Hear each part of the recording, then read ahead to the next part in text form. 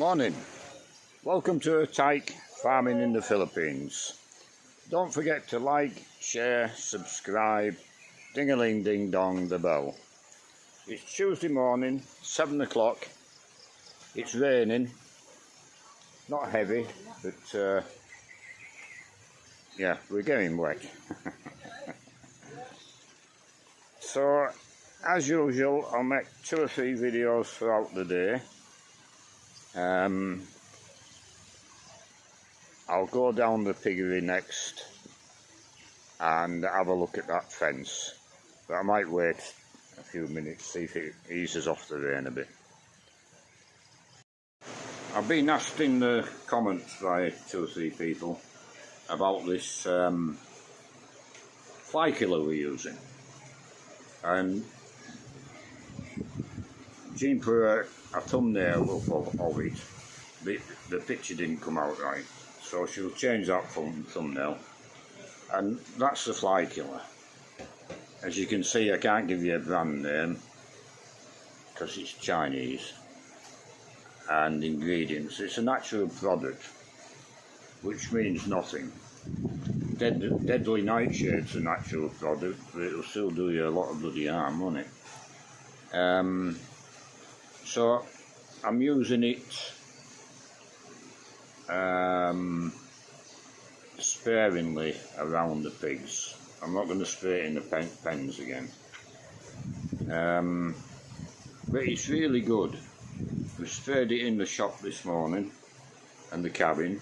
I'm nearly running out, so I'm trying to stretch it until the others come. And it kills the flies, as you can see there, more or less instantly.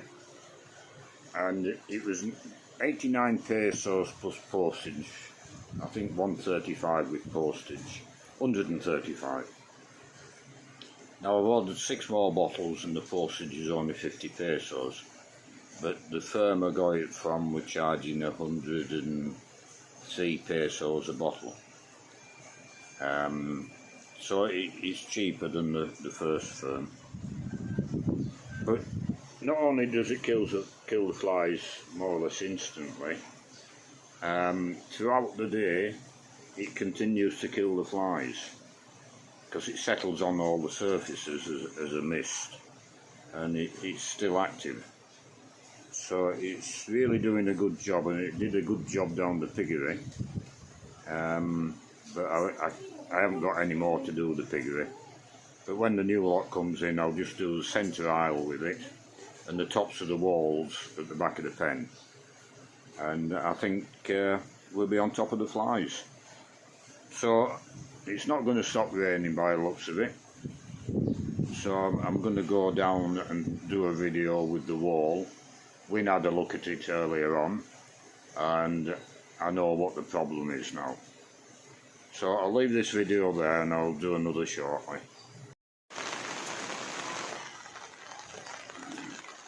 So off we go with my big umbrella, and we'll have a look at this wall.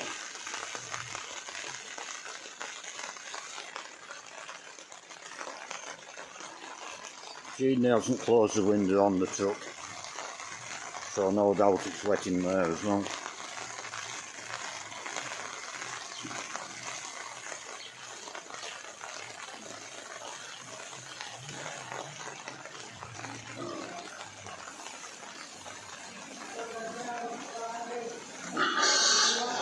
The pigs are getting upset because I've got this big umbrella with me.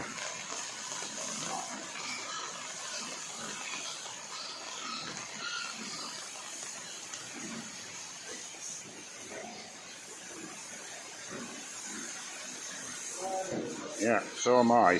Hang on. Right, we'll try again.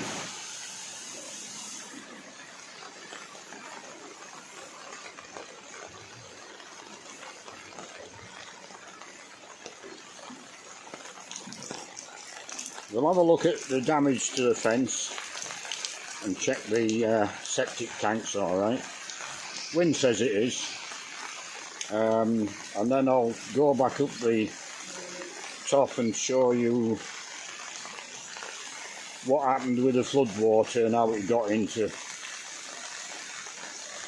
our part. So as you can see, the foundations of that post have moved. It's leaning that way. That post is okay, and it's split apart there. Now to repair that, I would think we're going to have to demolish it and start again. I'll just get down here.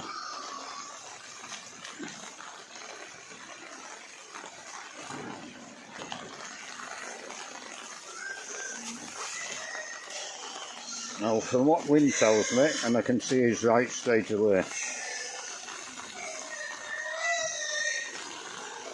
this panel, normally they chip out the post and they put,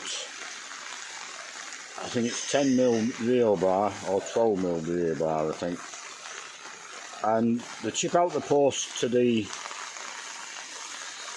horizontal rebar in that post, and then they put the rebar through the panel, and it's hooked over onto that rebar and anchored that way, 3 strands. And it's not being done like that here. It's been tie wired in, and the tie wire is broke. It's not being hooked over that rebar, so that's why it's failed. But the septic tank and that post are fine. Now the septic tank, the walls of the septic tanks are 6-inch thick, as opposed to the panels, which are 2.5–3 inches thick. And the rebar in these posts for the septic tanks is 3/4 of an inch, whatever that is in millimetres.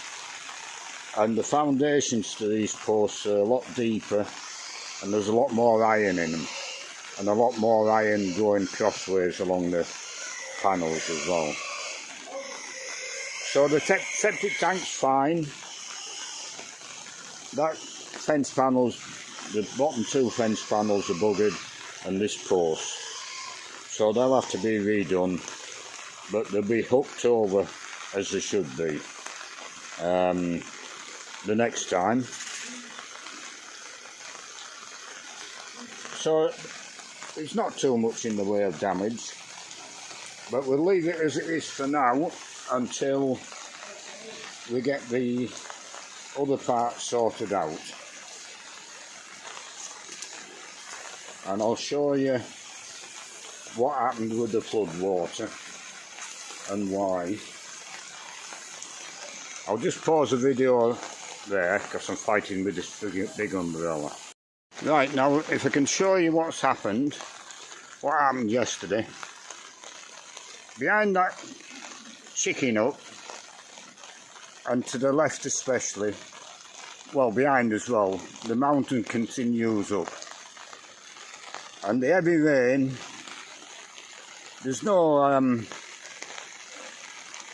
stormwater drains or anything like that here. There's no development that ways.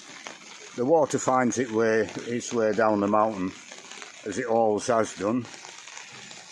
It came under the chicken shed, where them pallets are.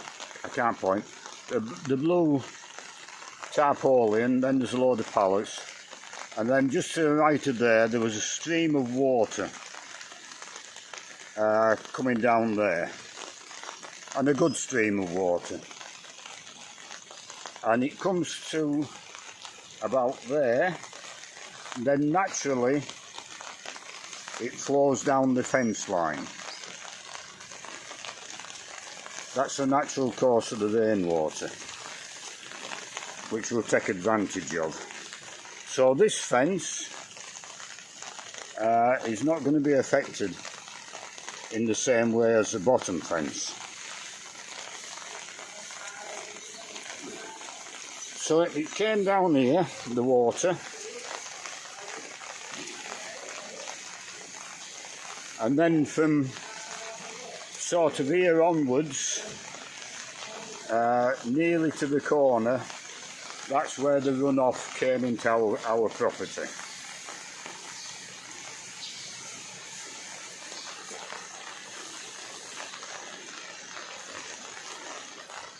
And then wind's going to sort of bag this sand, because he's frightened. It continues to rain heavy, which is forecast. We'll lose this sand. It'll get washed away. So it came down there then into the lowest point, which was that corner, and that's what's caused the damage. So what we've got to do is continue the fence. They're going to transfer to the bottom here and start in the bottom. But we get this fence completed, and it'll stop the water coming in. But about here is the lowest point, and then you're going uphill again to that corner. So what we're going to have to do is put a good drain in here down to that fence line, and put a big hole in the fence for it to get away. I haven't really thought about it. The biggest pipe here, from as far as I can gather, is 6-inch pipe, and I don't think possibly 6-inch will be enough. So we'll maybe put here in this corner is going to be a chicken shed, and that's the floor of that chicken shed is raised off the ground. So we'll maybe put an open channel, a concrete open channel, maybe 2 foot wide, 2 foot deep, to take the water through that fence there. The other side of that fence, there used to be a stream which disappeared, maybe an earthquake or whatever, but the stream will still be there. It will be underground, that's all. So we'll have to sort of drain out in this corner to stop any more flooding. So I'll leave this video there. I hope I've explained that okay. And I'll make another one very shortly, because I'm coming down, get rid of this big umbrella and get a small one, and I'll come down with a couple of jobs to do in the piggery. I don't want to send these fellas home, but obviously I need to get some work out of them. And unless it eases off, we're not going to be able to do much outside at all. So I've got 1 or 2 or 3 or 4 jobs we can be doing. And we'll see how we go from there. Earlier on we dewormed these small piglets, 14 of them, and we gave a vitamin shot to the middle pigs in the 2 pens.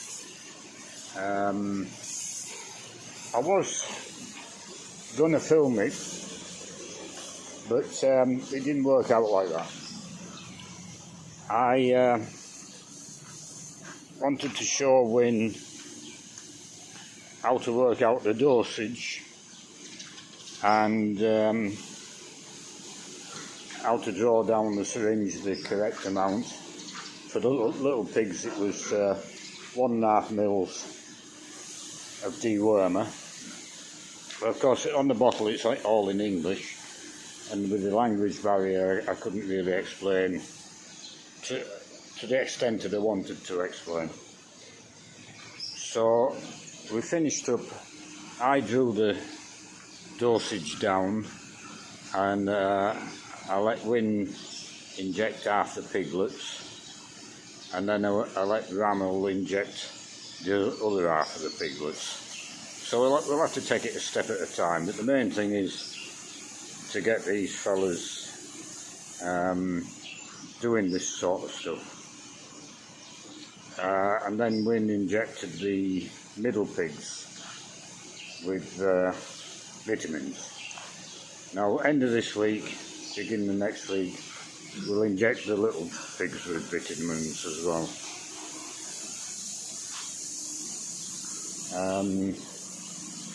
The reason being, the pig technician will come in and inject the vitamins, inject the dewormer, but he covers a lot of ground. I'm not saying anything against the pig technician. He's helped us out 2 or 3 times. He's a good lad, but these things need doing on a routine basis. When I get a pig sheet on the computer, it'll flag every daily task to be done with the pigs going through, and you need to be in a routine to get all these little jobs done. Now, normally you would deworm piglets 2 to 3 weeks after weaning. So what I do is I deworm them a week after they come in the shed, just to let them settle down a bit, and then deworm them, which was supposed to be done last week, the end of the week before, I think, but he didn't get in, and then last week he didn't come in, so I decided we'll do it in-house now, and I'll get Wynne and Ramil to do these jobs so that they're done routinely at the same time for each set of pigs, whether we buy them in or we farrow them ourselves. It's the same difference. And of course, once you start farrowing pigs, there's a lot more record keeping you need to keep. At the moment we're just winging it. It's near enough with the amount of pigs we've got just to hold it in your head. But with a gilt, for example, you need to record when she comes on heat, and then the second time she comes on heat, then you can work out when she's due on the third heat, get the semen brought in, and for that date, and then inseminator. All of this has to be recorded. Then you work out from there, after she's inseminated, the next period when she's on heat again, and if she doesn't come on heat, you're 50% sure the pig is pregnant. And then the second time she's on heat after being inseminated, if she doesn't come on heat, you're guaranteed she's pregnant. All this stuff has to be recorded, so we'll have to start getting organised now before all this stuff happens. So that was the idea today, but unfortunately I didn't get it videoed. So I'll make a closing video at 5:30, 5 o'clock, and we'll get back to you then. To make a closing video, 5:15, I think the drillers are still on site, but they're finished, and they've got down the third pipe, so they're down to 30 feet now. It was slow for them this morning, and they've done quite well this afternoon. You can see the rocks there they've had to go through, so I think they'll be reasonably happy. So in the morning they'll put the fourth pipe on, and we'll maybe get down to 40 feet tomorrow morning, tomorrow during the day. It's been raining this morning, earlier on. I don't know what time it stopped, 10 o'clock, 11 o'clock maybe, but not as bad as yesterday. Now tragically yesterday, there was where Jean used to live, at the old place as they call it, there was a wedding, and there was a ute, Nissan Navado type of ute, or a Ford Ranger I think they are, that type of ute, going to the wedding, and they had 17 passengers on board, and they tried to cross the river, which was a river yesterday, normally a stream, and the car was swept away. I seen a video where there's a number of them on a small island in the middle of the river, and the river was raging, and they were obviously all right, but there's 7 out of the 17 missing, so they've gone, unfortunately. So when you think of our mishap with the back fence, it's nothing in comparison to anything like that. So we'll go and have a look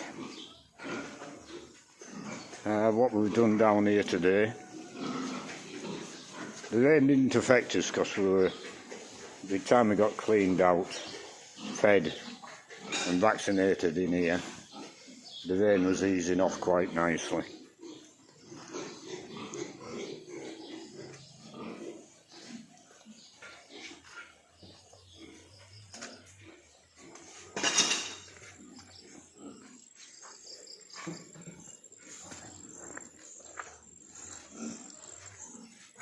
So we've been digging out for fence posts.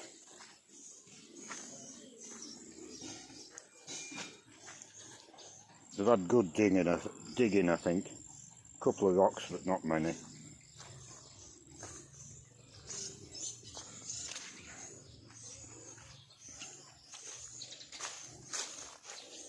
Nice clean dirt down here. Few roots off that one. So we've got 4 holes dug for 4 posts. They've been bending rear bar, so tomorrow the rear bar for the posts will be going in, and foundations poured, I would think. Oh, we've got 1 post made up. Might be more. The rear bar's cut for the posts there, and these are the horizontal bits for the posts and mortar bend. So we've done okay this morning, or today. So I'll leave this video there, and we'll do it all again tomorrow.